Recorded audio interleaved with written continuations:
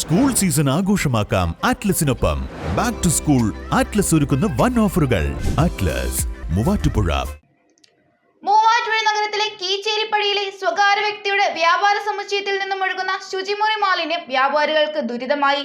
നിരവധി തവണ വിവിധ മേഖലയിലെ അധികൃതർക്ക് പരാതികൾ നൽകിയിട്ടും യാതൊരു പരിഹാരവും ഉണ്ടായിട്ടില്ലെന്ന് വ്യാപാരികൾ പറയുന്നു. മൂവാറ്റുപുഴ നഗരത്തിലെ കീച്ചേരിപ്പടിയിൽ പ്രവർത്തിച്ചു വരുന്ന സ്വകാര്യ വ്യക്തിയുടെ വ്യാപാര സമുച്ചയത്തിൽ നിന്നുള്ള മലിനജലമാണ് തൊട്ടടുത്തുള്ള വ്യാപാരികൾക്ക് ദുരിതമായി മാറിയത്. ഇതര സംസ്ഥാന തൊഴിലാളികൾ താമസിക്കുന്ന സ്ഥലത്തു നിന്നുള്ള മലിനജലമാണ് പൈപ്പ് പൊട്ടി വരാന്തയിലേക്കും കടകളുടെ ഷട്ടറുകൾക്കുള്ളിലേക്കും എത്തിയത്.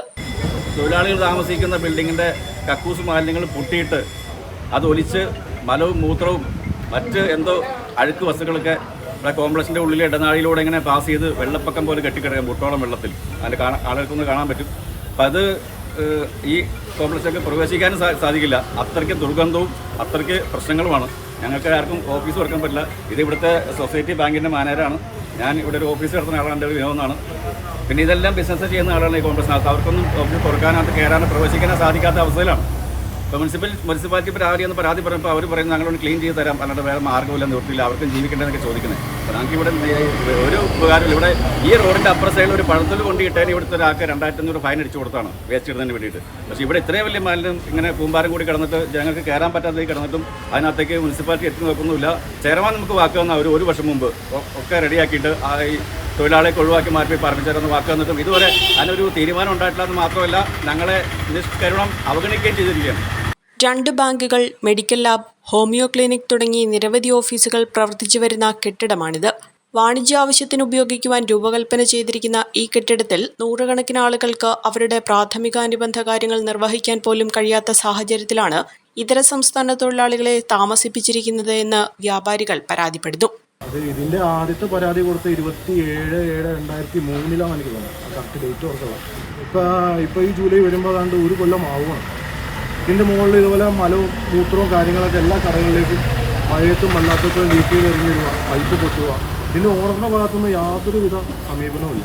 നല്ല രീതിയിലുള്ള പുള്ളി എന്തെങ്കിലും കാര്യം പറഞ്ഞു കഴിഞ്ഞാൽ പുള്ളി ലീഗലായിട്ട് നീങ്ങിക്കോ, ഞാൻ അവിടെ കണ്ടോളാം എന്നുള്ളൊരു മൈൻഡിൽ നമ്മളുടെ പെരുമാറാം. മോളാട്ടെ യൂസ് ചെയ്യും. അതാണ് ഓണർ.